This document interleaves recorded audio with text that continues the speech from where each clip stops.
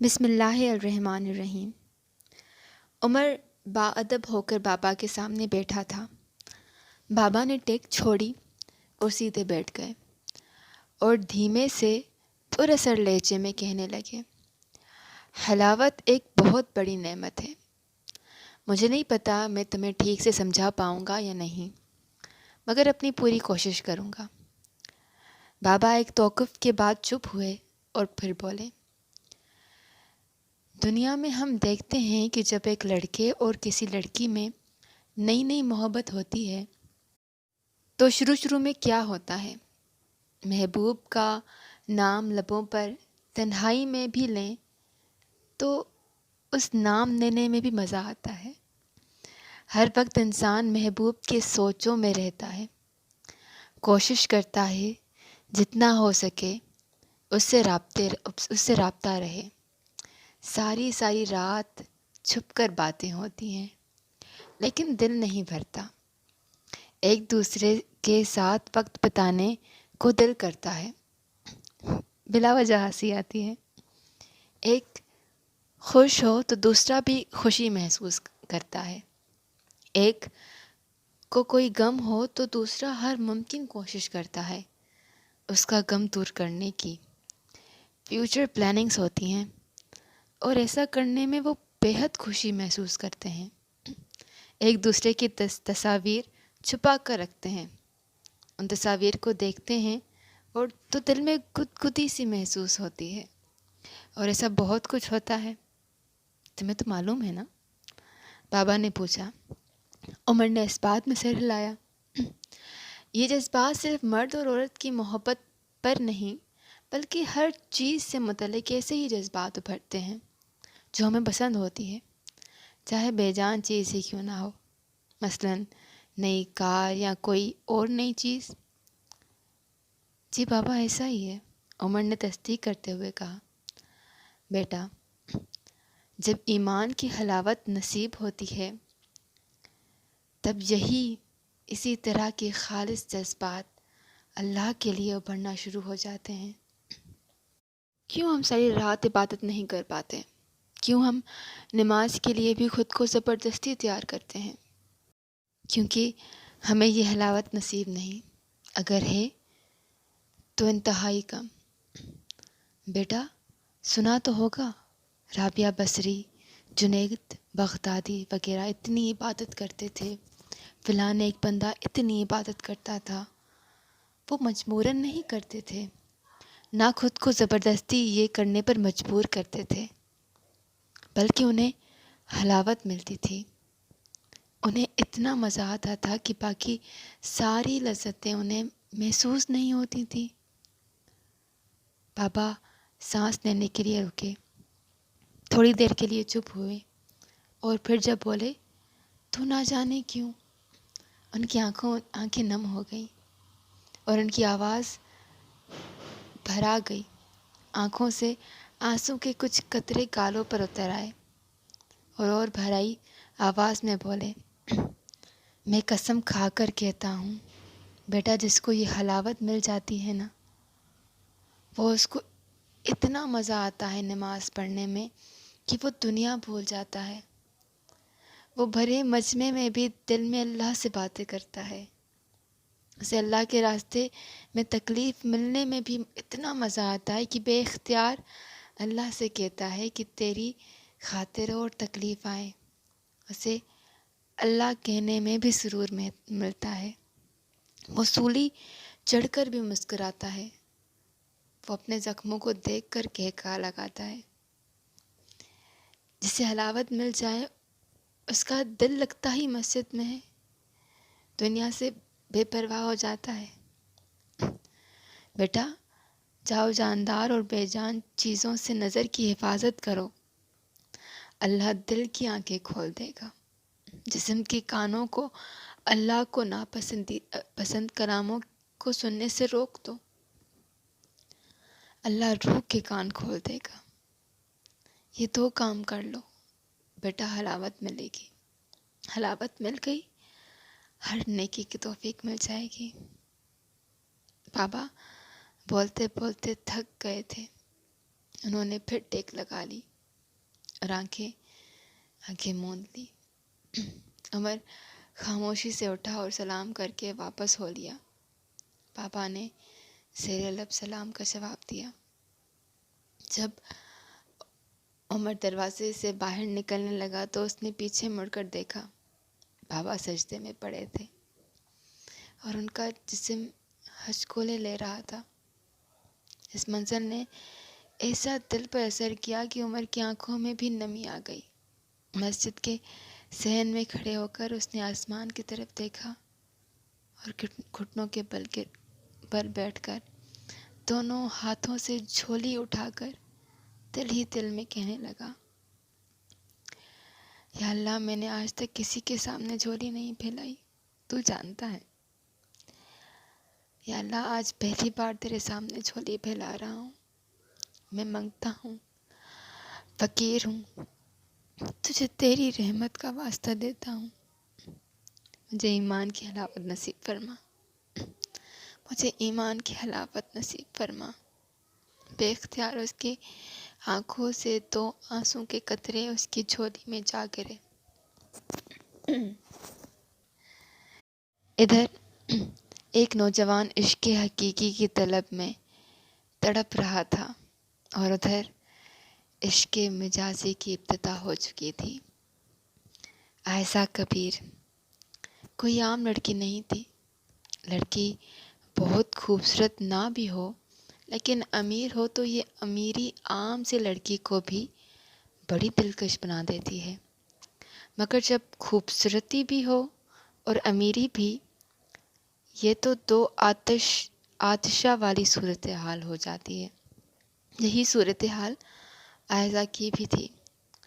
شہر کے مشہور رئیس خاندان کی اکلوتی بیٹی، اور اوپر سے حسن بھی، دونوں چیزوں نے اس کی شخصیت کو وہ چاند لگا دیے تھے جسے پانے کو نہ جانے یونیورسٹی کے کتنے دیوانے خواب دیکھتے تھے۔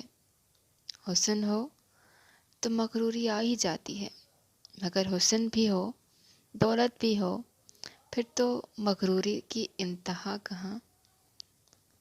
وہ بھی مغرور تھی، لیکن پچھلے کچھ دنوں سے وہ بے چین تھی۔ وہ خود کو منفرد سمجھتی تھی، مگر جس نے اس کو بے چین کر دیا تھا وہ بھی اتنا ہی منفرد تھا۔ اگر دونوں میں حسن اور دولت کی بنیاد پہ موازنہ کیا جاتا تو ایک زمین تھی تو دوسرا آسمان، کوئی جوڑ نہیں تھا۔ مگر عمر کا سادہ سا چہرہ اس کے خیالوں میں ایسے چپکے سے آتا کہ وہ خود بھی چونک جاتی۔ کیا مصیبت ہے؟ وہ کلاس میں بیٹھے بیٹھے بڑبڑا رہی تھی۔ کیا ہے اس میں؟ کیوں اس کا چہرہ آ جاتا ہے خیالوں میں؟ اسے خود پر غصہ آ رہا تھا، مگر جتنا وہ اسے نظر انداز کرنا چاہ رہی تھی اتنی ہی شدت سے اس کا خیال آ جاتا تھا۔ آخر بے بسی سے اس نے اپنا سر ڈیسک پر ٹکا دیا۔ کہیں قریب سے کسی کے موبائل پہ غزل لگا رکھی تھی کسی نے، اے زندگی میں ڈھونڈوں کہاں، تجھے ڈھونڈوں کہاں، ندیوں کی لہروں میں، اپنوں میں، غیروں میں، پھولوں میں، کلیوں میں، سپنوں کی گلیوں میں، تتلی کے رنگوں میں، اڑتے پتنگوں میں، کھلتے گلابوں میں، بہتے جنابوں میں، 7 آسمانوں میں، سارے جہانوں میں، آواز دے تو ہے جہاں، اے زندگی میں ڈھونڈوں کہاں، تجھے ڈھونڈوں کہاں، دیکھا نہیں ہے پھر بھی تیری صورت بنتی رہتی ہوں، تیری آنکھوں کے اپنے دل پر دستک سنتی رہتی ہوں، کوئل کی کوکو میں، سندل کی خوشبو میں، بادل کے آنچل میں، ہر لمحہ ہر پل میں، گاؤں کی پنگھٹ پہ، گلیوں کی چوکھٹ پہ، برفیلی راہوں پر، پیڑوں کی باہوں میں، 7 آسمانوں میں، سارے جہانوں میں، آواز دے، آواز دے تو ہے جہاں اے زندگی میں ڈھونڈوں کہاں. ایسا ان لفظوں میں کھو گئی. اسے لگ رہا تھا جیسے واقعی اس کی زندگی کھو گئی ہے اور اب اسے اپنی زندگی کو ڈھونڈنا ہوگا. سیٹھ علیم ڈار اور قاسم اپنے سیکیورٹی چیف کے ساتھ بیٹھے ہوئے پلان بنا رہے تھے کہ آگے کیا کرنا ہے اور کس طرح کرنا ہے اپنے آپ کو بچا کر. نعمان کہہ رہا تھا جیسے اس چور نے ذہانت دکھائی ہے اب ہماری باری ہے. جو غلطی اس نے کی ہے ہم وہ غلطی نہیں دہرائیں گے. میں نے جگہ کا تعین کر لیا ہے. وہ اپنی بہن کے گھر رہتی ہے. یونی سے اس گھر کے راستے میں شہر کا سب سے بڑا قبرستان پڑتا ہے. وہ جگہ بیسٹ ہے. آس پاس کوئی کیمرہ نہیں. لنک روڈ ہونے کی وجہ سے کوئی ٹریفک بھی اتنی زیادہ نہیں ہوتی.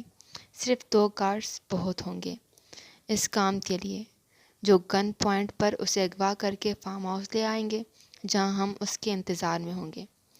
نقاب میں سامنے آئیں گے. ضرورت پڑی تو وہیں دفنا دیں گے. نعمان نے بڑی صفاقی سے کہا. ٹھیک ہے، تفتیش کے بعد جو رزلٹ نکلے مجھے بتا دینا. علیم نے اٹھتے ہوئے کہا. قاسم سے مخاطب ہو کر کہا چلو قاسم، اور باہر نکل گئے. قاسم نے باہر نکلنے سے پہلے نعمان کو سرگوشی میں کہا تفتیش کے بعد مجھے موقع دینا، کچھ پرانے حساب چکانے ہیں.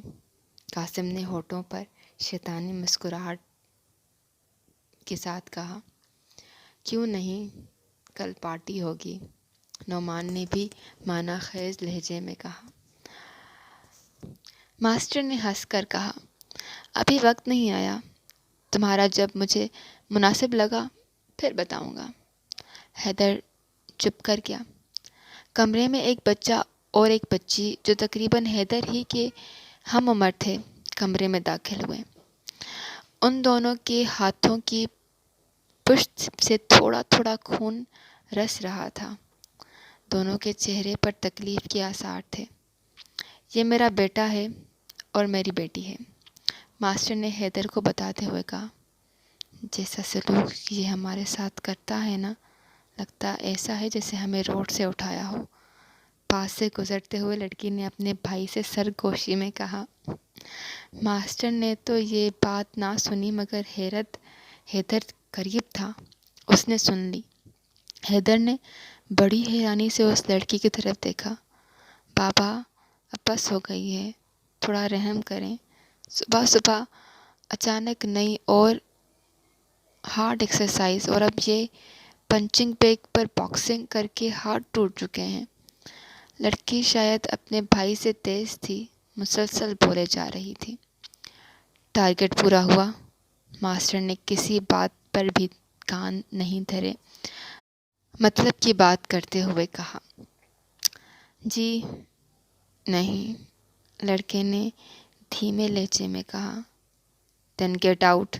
ٹارگٹ پورا کرو ورنہ آدھا گھنٹہ لیگس اپ سزا بھگتو، ماسٹر نے سخت لہجے میں کہا.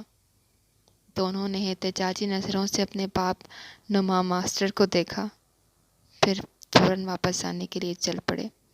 ٹھہرو، ماسٹر نے کی آواز سنائی دی. وہ دونوں واپس مڑے. ان کے چہرے پر خوشی کے آثار نظر آنے لگے تھے. شاید ہماری جان چھوٹ گئی. یہ حیدر ہے، یہ بھی آج سے تمہارے ساتھ پریکٹس کرے گا. ماسٹر نے کہا تو حیدر چونکا مگر فوراً کھڑا ہو گیا. لیکن ان دونوں کے منہ لٹک گئے. چلو. حیدر بھی ان کے پیچھے چل پڑا. بھائی تو کہاں سے اس جہنم میں پھنس گیا ہے؟ لڑکے نے اس کے کان کے قریب سرگوشی کرتے ہوئے کہا. اس سے پہلے دیر ہو جائے اور تمہاری ہڈیاں ٹوٹ جائیں نکل لو یہاں سے بیٹا، ورنہ اب کیا ہوئے جب چڑیا چگ گئی سارا کھیت کہنے کا بھی موقع نہیں ملے گا. اس سے پہلے وہ لڑکے کو جواب دیتا فوراً لڑکی نے یہ کہہ کر اپنا حصہ ڈال دیا. حیدر حیرانی سے دونوں کو دیکھ رہا تھا. اسے سمجھ نہیں آ رہی وہ کیا جواب دے. اس کے منہ سے بس اتنا ہی نکلا، شکریہ. تھوڑی ہی دیر میں وہ जिम्नाजियम टाइप के एक बड़े हॉल में पहुंच गए। हैदर हैरत से इधर उधर देख लेकिन मशीनों और साजो सामान को देख रहा था। थोड़ी ही देर में वो पंचिंग बॉक्स के सामने पहुंच गए, लेकिन हैदर ये देखकर हैरान रह गया। हैदर मूवीज़ में भी देखता था ऐसे पंचिंग बैग्स, उसने पहले कभी नहीं देखे थे। वो पूरे के पूरे इंसान नुमा थे। अगर वो पहले से मौजूद दो ऐसे बैग्स पर पंचिंग के निशान ना देखता तो वो यही समझता कि इंसानों के पुतले हैं। सामने दीवार पर एक बहुत बड़ा पोस्टर लगा हुआ था जिस पर एक इंसान की बड़ी तस्वीर लगी हुई थी। वो ऐसी तस्वीर थी जैसे अमूमन बायोलॉजी के क्लासेस में होती है।